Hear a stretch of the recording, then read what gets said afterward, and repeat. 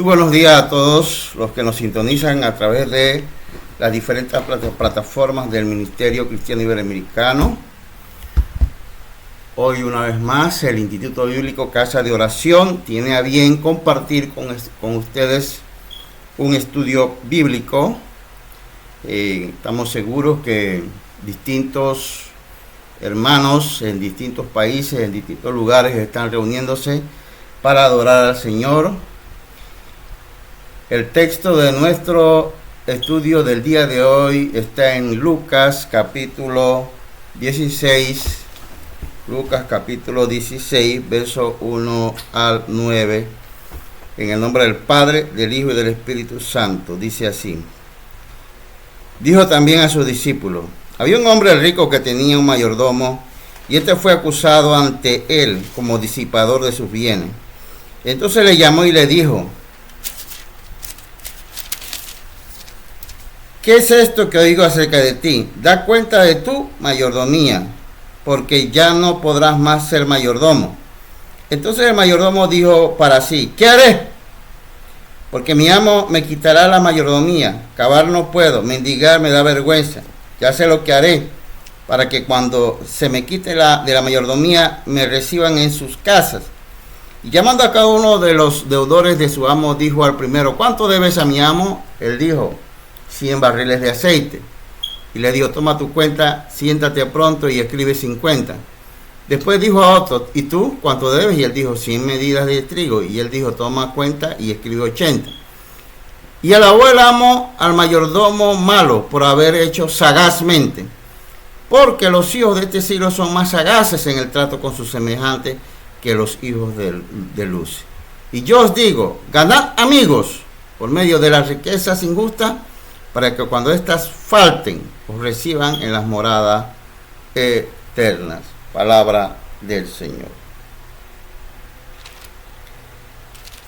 A partir de este texto estamos desarrollando un estudio que hemos titulado: los hijos de este siglo son más sagaces. Hoy quiero, hermanos, que veamos que Jesús toma una situación, pero nosotros tenemos que entender qué es lo que resalta Jesús. En primera instancia, Jesús dice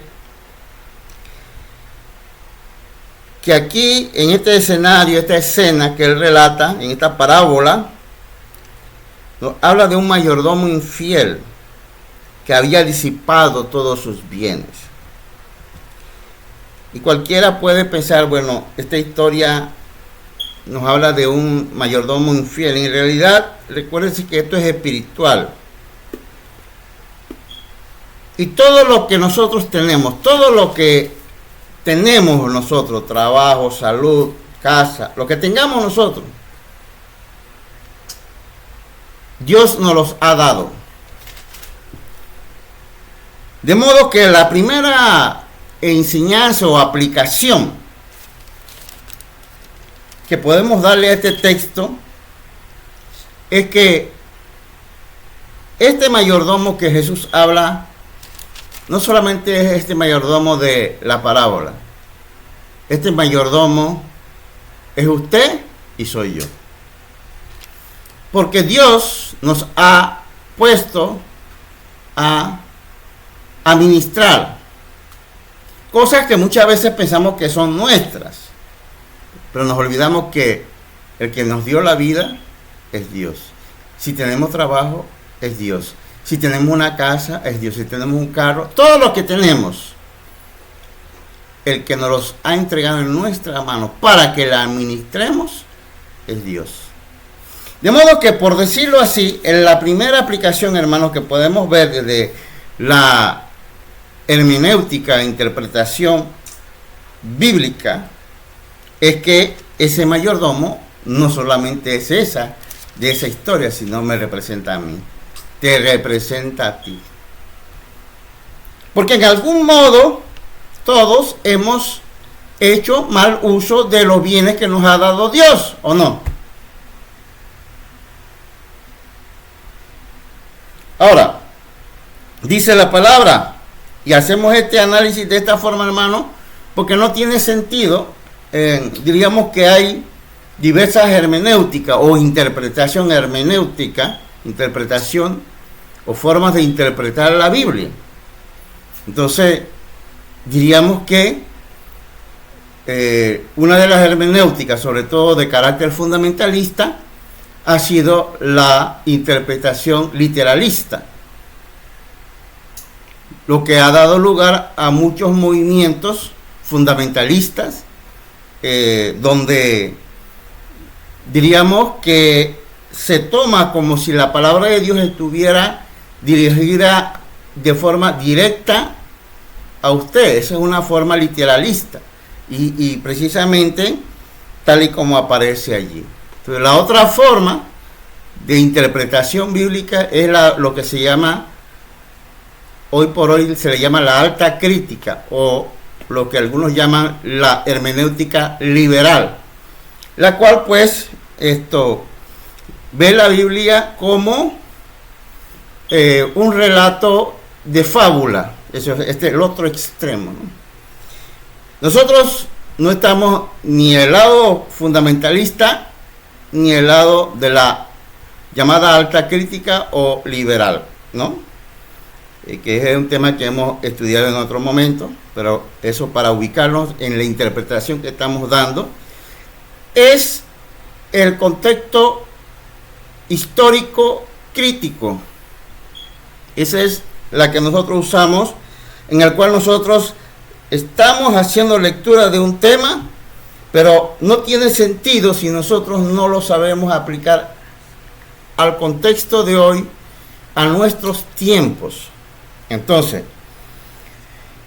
en ese sentido es que estamos diciendo que ese mayordomo nos representa a nosotros. Yo soy el mayordomo infiel, usted es el mayordomo infiel, que de una u otra forma los bienes que nos ha dado Dios los hemos disipado, no los hemos usado sabiamente. Y dice aquí la palabra, entonces le llamó y él le dijo: ¿qué es esto que oigo acerca de ti? Da cuenta de tu mayordomía, porque ya no podrás más ser mayordomo. Da cuenta de tu mayordomía. Esta es la frase famosa aquí que podemos resaltar. Al final del camino, usted y yo tenemos que dar cuenta de la mayordomía en la que Dios nos ha puesto, sea mucho o sea poco. Dios te va a pedir cuenta de lo que tú has hecho con lo que Dios te ha dado. Fíjese que no es porque sea mucho o sea poco, es lo que Dios te ha dado.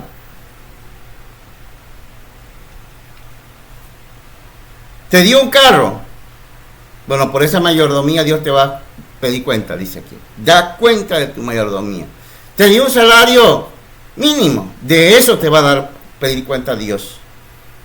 Te dio muchos recursos económicos y te dio varios carros. De eso Dios te va a dar cuenta. Da cuenta de tu mayordomía.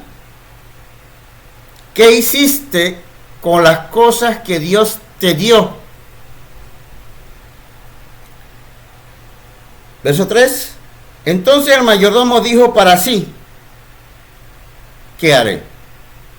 Es la pregunta que nos tenemos que hacer todos nosotros. ¿Qué haré? Porque Dios me va a pedir cuenta de mi mayordomía, de lo que yo he hecho en mi vida con los recursos. Lo he malgastado, lo he usado en desorden, en lujuria, en borrachera, en vez de utilizarlo para promover el evangelio. ¿Qué haré? Porque mi amo me quita la mayordomía. Quiere decir que un día vamos a morir y ya usted no podrá administrar lo que es suyo, otro lo va a tomar, su hijo o alguien. Cavar no puedo, dice. Mendigar me da vergüenza. Entonces, este mayordomo se pone a pensar sobre sus alternativas. ¿Qué puede hacer? ¿Qué debe hacer? él ya sabe que va a ser quitado de su puesto como mayordomo. Al final del camino todos sabemos que algún día, si Dios lo permite, vamos a morir, ¿verdad? Todos vamos a morir. Y estaremos vivos si cuando Cristo venga estemos vivos y no hayamos muerto. Pero en términos general, en principio, todos vamos a morir algún día. Nos van a quitar de nuestra mayordomía. ¿Qué puedo hacer? ¿Qué debo hacer? ¿Qué haré? Dice el mayordomo. Ya sé lo que haré, dice. Para que cuando se me quite de la mayordomía, me reciban en sus casas. Este hombre empezó a tomar acciones porque él dice, ya no voy a tener trabajo. ¿Cómo voy a hacer ahora que no tengo trabajo? Porque mendigar, ponerme con ¿verdad? Una cajita por ahí en la calle a que me den dinero, dice que le da vergüenza. Un hombre que ha sido mayordomo, va a ponerse en eso y se le da vergüenza. Entonces, dice, ya sé qué haré. Para que las personas, porque es más honorable, en vez de pedir, de estar mendigando, es más honorable que te reciban en la casa, que te den lo que puedan dar las personas, pero que tú no estés mendigando. Pensó inteligentemente, eso es pensar inteligentemente. Y llamando a cada uno de los deudores de su amo, dijo al primero, ¿cuánto debes a mi amo? Fíjese que él sabe que los que trabajan con él tienen deudas con el dueño del negocio. Y él, antes de ser despedido, dice, antes que me despidan, voy a hacer acciones buenas. Buenas obras. Para que cuando yo ya esté en la calle, pueda mirar de frente, fíjese, hermano, pueda mirar de frente a las personas y las personas me puedan ayudar. Porque lo peor que le puede pasar a una persona es que no pueda mirar de frente y no pueda pedirle ayuda a las personas, porque usted sabe que cuando usted lo pudo hacer, no lo hizo. Hay momentos y hay momentos. Y nosotros tenemos que estar conscientes con este ejemplo, hermano, que hoy usted puede estar en una situación que te puede parecer ventajosa, lo que llaman algunos. Usted puede parecer que tiene el sartén en el mango ahora, pero usted no sabe cómo estará mañana. El mayordomo, la historia que cuenta Jesús, estas parábolas, es de un hombre consciente y audaz. Se da cuenta de su situación, eso se llama situación, ¿no? Análisis de situación, se da cuenta de su situación rápido. Él dijo, ¿cuánto debes a mi amo? Él dijo, 100 barriles de aceite. Y le dijo, toma cuenta y siéntate pronto y escribe 50. Le perdonó 50. Después dijo a otro, ¿y tú cuánto debes? Y él dijo, 100 medidas de trigo. Y él dijo, toma cuenta y escribe 80. Le perdonó 20. Empezó a perdonar, no toda la deuda, pero parte de la deuda que obviamente ustedes saben, hermanos y amigos que nos escuchan, que cuando usted tiene una deuda y a usted lo eximen de parte de la deuda, es oxígeno para usted. Para uno es oxígeno. Yo he pasado eso. Ya no va a ser tanto, es tanto. Qué alivio toma uno. Y uno no se olvida jamás de la persona que lo ayudó a uno a minimizar esa deuda, porque las deudas causan estrés, causan tensión, etc. Este mayordomo toma esto. Después dijo a otro. Y alabó el amo, dice la palabra del Señor en el verso 8. Y alabó el amo al mayordomo malo. Fíjense que Jesús dice que el mayordomo es malo, de lo cual nosotros podemos también deducir que nosotros somos mayordomos malos, porque la Biblia es clara. No hay ni uno que haga el bien. No hay ni uno siquiera, dice. Perfecto. Nadie es perfecto, todos pecamos. Y el que niega que peca hace a Dios mentiroso, dice la palabra de Dios. Por ahí hay muchos que parece que nunca pecan. Después dijo a otro, y alabó el amo al mayordomo malo por haber hecho sagazmente. Fue astuto, tomó acciones positivas, resolvió gran parte del problema que tenían los demás trabajadores, porque él estaba en problemas, pero él ahora dice, que ahora que no tengo trabajo, ¿cómo voy a hacer? Entonces dije, ya sé, voy a tener que perdonarle parte de la deuda a la gente, y ya yo sé que cuando estoy sin trabajo, por lo menos me darán café, por poner una analogía conforme a nuestra realidad, ¿no? Por lo menos me darán un café y si acaso una hojaldrita ahí. Y el dueño del negocio lo alabó, este hombre es astuto, fue sagaz, supo ganarse a las personas antes de irse.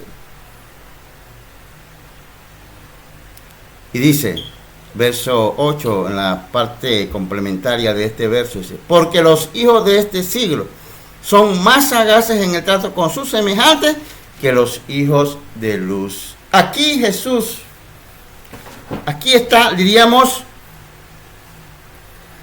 la clave de un tema que queremos profundizar un poco.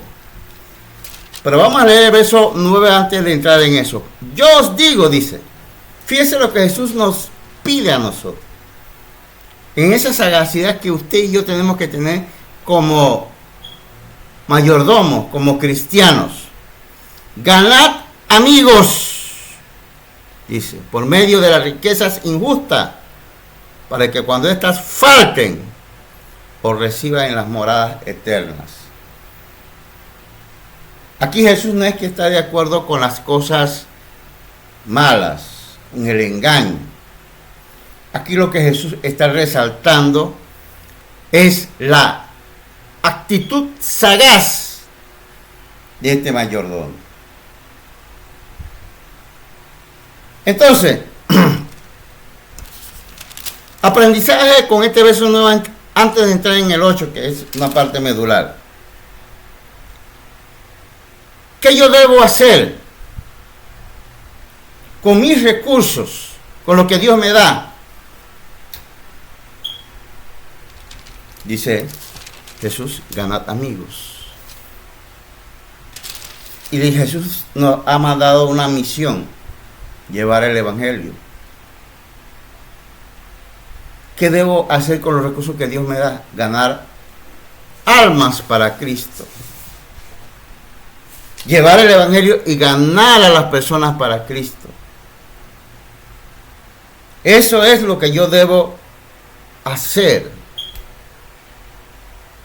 Y dice, para que cuando nos falte, es decir, nosotros, nadie se muere y se lleva nada de los bienes. Eso es una cuestión bien clara. Todos los bienes, toda la plata, todas las cosas se quedan aquí. Pero un día estaremos ante los tribunales del cielo. Y ahí nadie puede engañar a Dios. Ni nadie puede venir con leguleyadas. Y dice, os reciba en las moradas eternas. Porque al final del camino, a mí y a ti y a todos nos debe interesar es entrar en el cielo. Pero para eso nosotros tenemos que hacer las cosas correctamente de acuerdo a la voluntad de Dios aquí en la tierra. No podemos hacer lo que nos da la gana y pensar que Dios es un abuelo, viejo, bobo, que nosotros podemos tomarle el tiempo, porque dice la palabra de Dios en Gálatas, Dios no puede ser burlado. Y la prueba de ello, hermanos, es toda la historia que tenemos.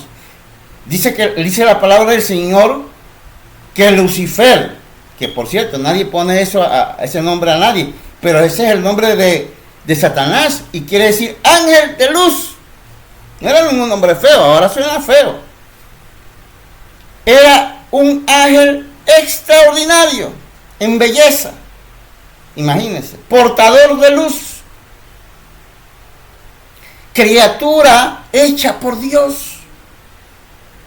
Ahí al lado de Dios. Un privilegio único.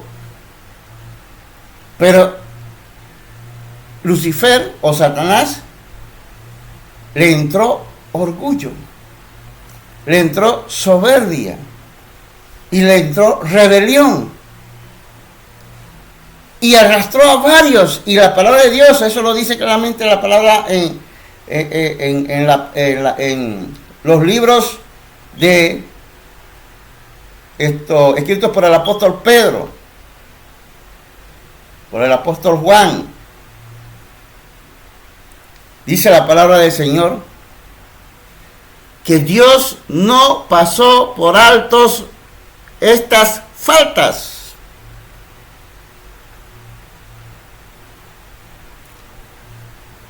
¿Cómo usted y yo vamos a pensar que Dios va a pasar por alto mis faltas? Si no se la pasó al diablo, que era una criatura súper extraordinaria, creada por Dios. Imagínense. El diablo, con toda su experiencia y astucia, no pudo engañar a Dios. Ahora nosotros pretendemos o sea, porque somos a veces ilusos, pensando que podemos engañar a Dios. Pero bueno, la gente no aprende hasta cuando está en la situación y entiende, como en los días de Noé, que de verdad lo que predicaba Noé era cierto. Por eso dice la palabra que vivimos como los tiempos de Noé. ¿Por qué? Porque la gente se les predica la palabra, pero la gente se ríe, se burla, hasta cristianos se ríen. ¿No? Hasta cristianos se ríen. Inventan cosas que no son. Bien, hermanos. Vamos entonces al verso que queremos analizar, ¿no? 8, donde dice, repetimos, y alabó el amo al mayordomo malo por haber hecho sagazmente. Porque los hijos de este siglo son más sagaces en el trato con sus semejantes que los hijos de luz. ¿Qué significa sagacidad? Podemos decir que sagacidad implica ser astuto, implica dedicación, implica diligencia. Vamos a explicar por qué todos estos términos dentro del contexto que estamos leyendo. Jesús dice, los hijos de este siglo, se refiere a los hijos del mundo, a la gente del mundo, no los cristianos, fíjense. Jesús hace una comparación de cómo son los cristianos y cómo son las personas del mundo. Y dice Jesús que las personas del mundo, las que no tienen la iglesia, es más sagaz en el trato con sus semejantes que los hijos de luz.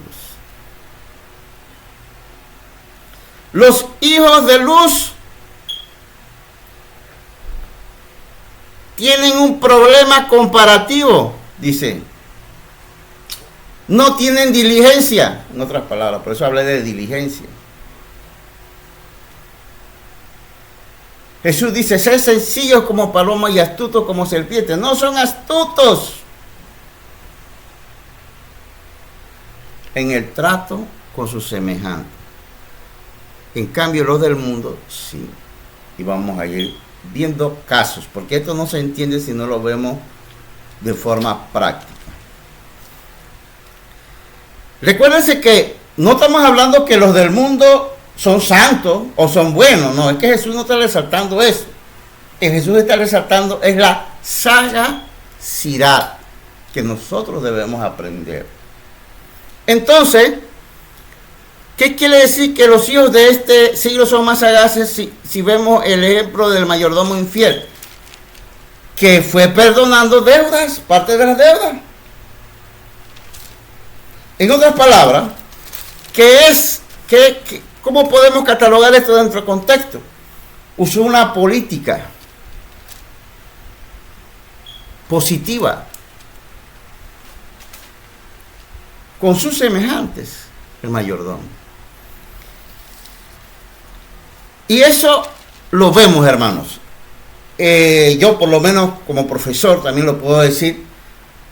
Yo he visto en la universidad, por ejemplo, donde la mayoría de las personas en la universidad pues son agnósticas, no todos, obviamente. Entonces, pero sin embargo, por tratarse de un área de trabajo, hay un respeto, por ejemplo, a las jerarquías, al rector, al decano, al vicerrector, al director de centro, etc. Porque saben que eso le representa tranquilidad, paz, continuación en sus labores, ascenso en sus labores. Fíjense. O sea, el mundo es diligente, por eso usé la palabra diligente, es diligente, aunque sea en cosas temporales, donde le va a sacar rédito o beneficio a las cosas temporales, pero es diligente, ¿no? Evita conflictos con compañeros, aunque el compañero piense diferente, no tenga la misma convicción ni política ni religiosa, pero se procura una relación armoniosa, por decirlo así. Y son mundanos. ¿Qué les parece? Y son mundanos, no son cristianos.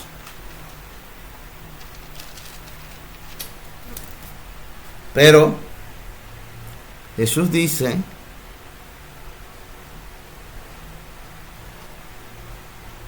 que los hijos de este siglo son más sagaces en el trato con sus semejantes que los hijos de luz. Los hijos de luz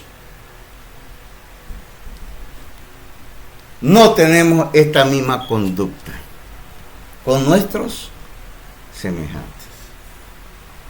Y vamos, hermanos, a ver algunos textos que nos ayudan a entender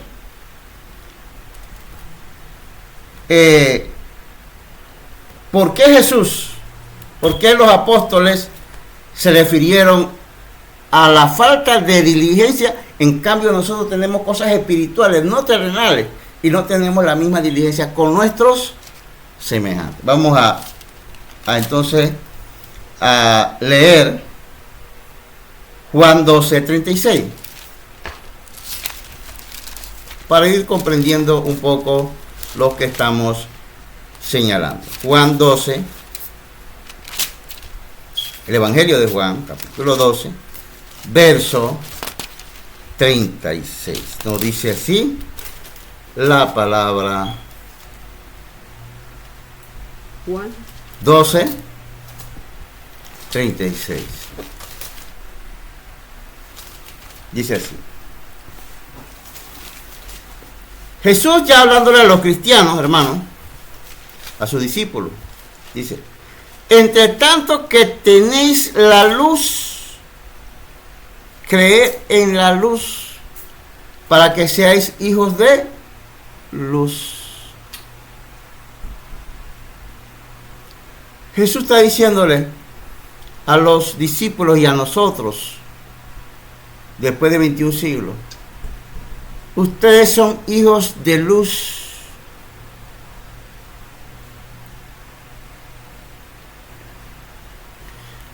Pero vivimos en un mundo de oscuridad. Pero en ese mundo de oscuridad, hermanos, la conducta suya no puede ser oscuridad. El mundo vive en borrachera. Usted no puede andar en borrachera porque entonces no sería hijo de luz. El mundo anda en desórdenes sexuales, fornicación, adulterio. Pero usted es hijo de luz, usted no puede andar en eso mismo. El mundo anda en hipocresía, traiciones, deslealtades.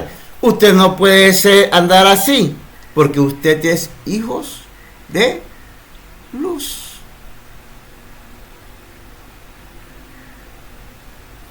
Entonces aquí vemos, hermanos, con este texto, en qué falla lo que Jesús dice: los hijos de Dios son menos sagaces.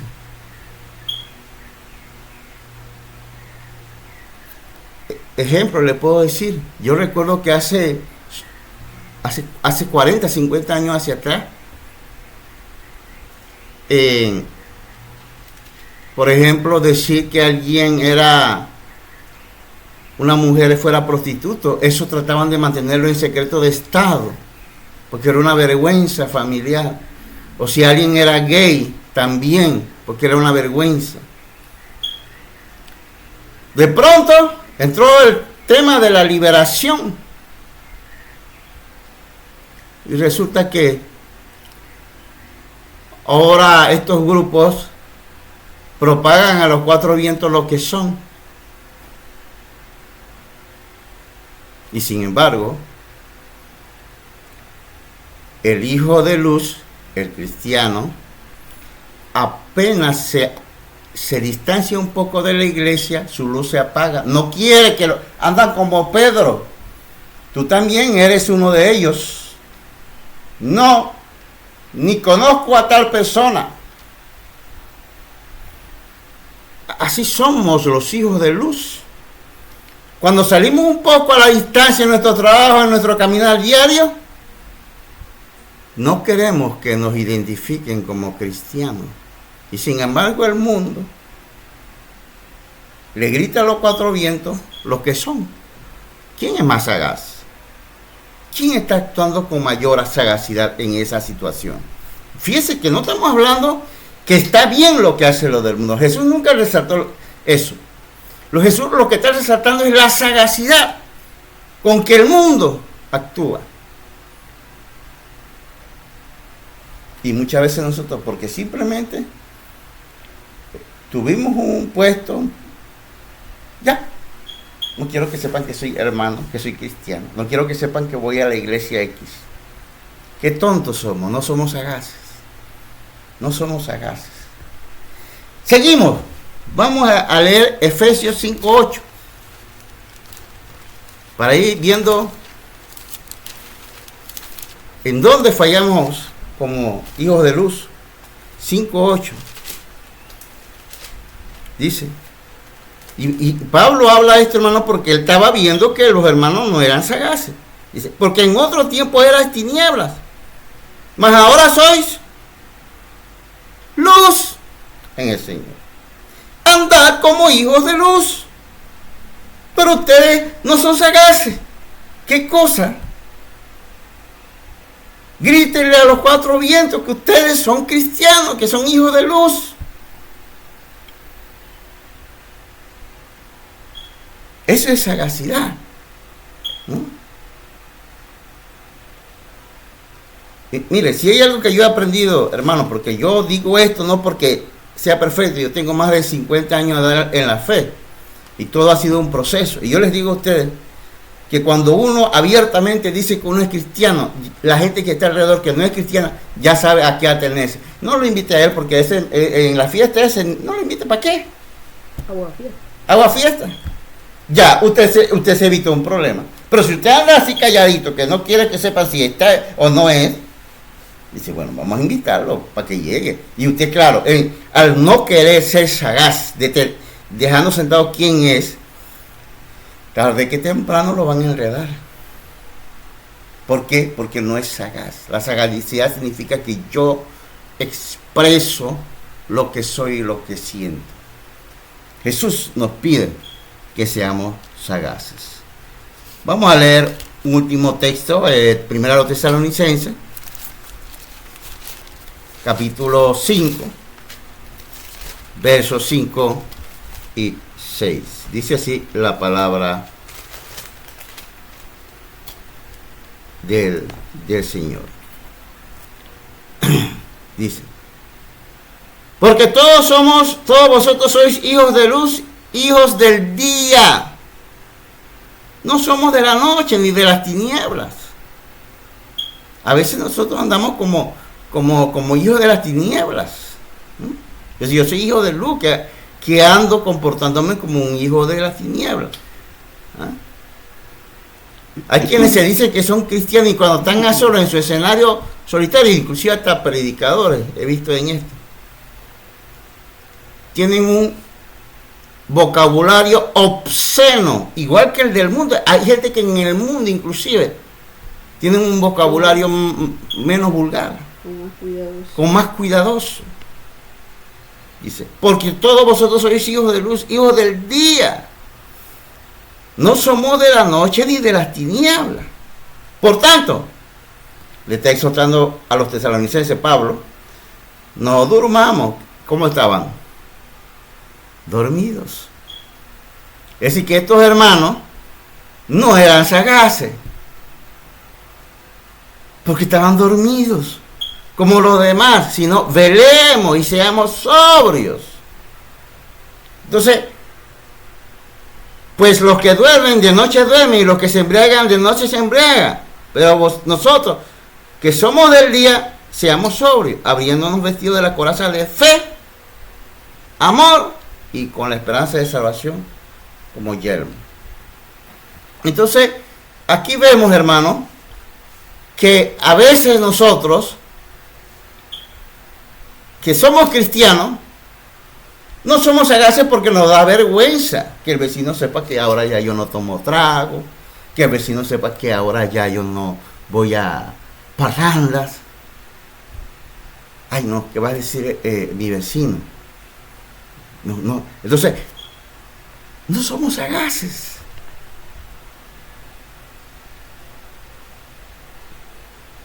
Y por otro lado, hermanos, en nuestro trato con nuestros hermanos, no sabemos cómo resolverlos. Y el mundo, este mayordomo supo cómo resolver su problema con los subalternos de él. Pero nosotros, cayendo en una hermenéutica literalista, que es lo que pasaba con los fariseos, por eso trajeron, los fariseos tenían ese problema, trajeron a la mujer judía, en adulterio. Mira, miren, le dicen a Jesús: esta mujer la hemos sorprendido en adulterio. Y la Biblia dice, porque ese es el problema del que no tiene sagacidad espiritual. La Biblia dice que a tales mujeres debemos matar, apedrear. Pero Jesús sí era sagaz. Y le dice: el que no haya pecado nunca en su vida, tire la primera piedra. Jesús sí era sagaz. ¿Qué dice la palabra? Todos se fueron, porque la conciencia los acusó a ellos de que ellos eran tan pecadores como esa mujer adúltera. Jesús es sagaz en el trato con esta mujer adúltera, porque lo que le interesa a Jesús es que ella escuche el evangelio y obedezca, para no volverlo a hacer. Pero nosotros somos, diríamos, faltos de esa habilidad espiritual, porque el único camino que encontramos es condenar, acusar y condenar. Nos falta sagacidad.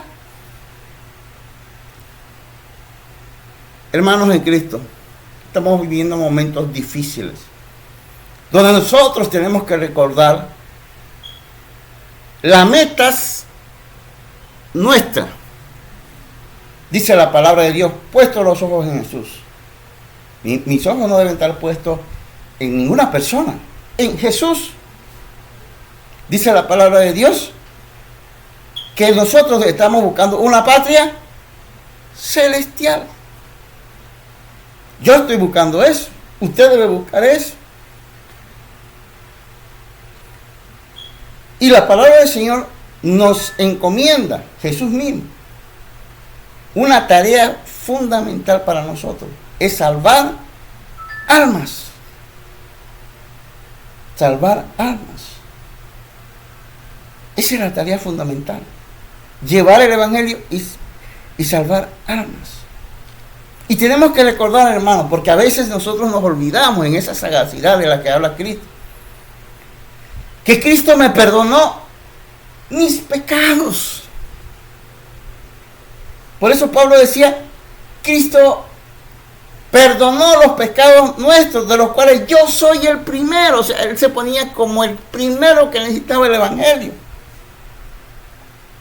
Entonces, hermanos, si Dios me perdonó mis pecados, ¿quién soy yo para condenar a otro que quiera servir a Dios? ¿Quién soy?